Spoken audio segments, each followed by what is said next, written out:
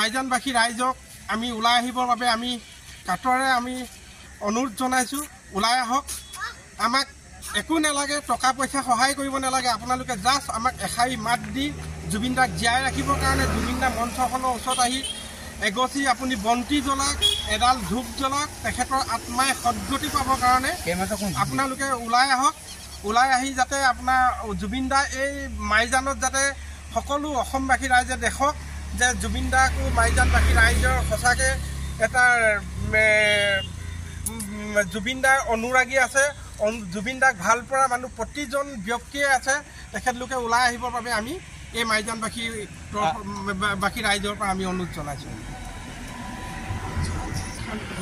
সকলোৱে এবাৰ জোৰকে ক'ব জয় জুবিন দা